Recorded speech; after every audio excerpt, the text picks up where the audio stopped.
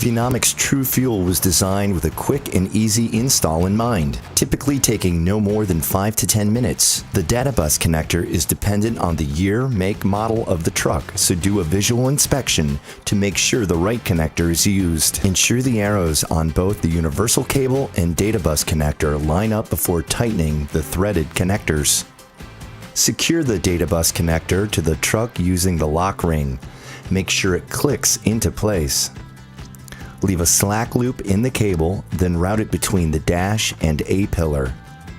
The True Fuel install kit comes with adhesive eyelets and cable ties in case there isn't enough room between the dash and A-pillar.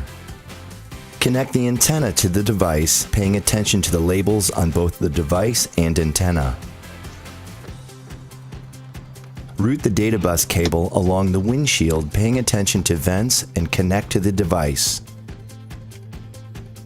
The ideal location for the device is out of the line of sight of the driver and provides a clear line of sight to the sky for the antenna. Clean the area of the dash with the alcohol wipes provided and with the dual lock adhesive tabs mounted to the device.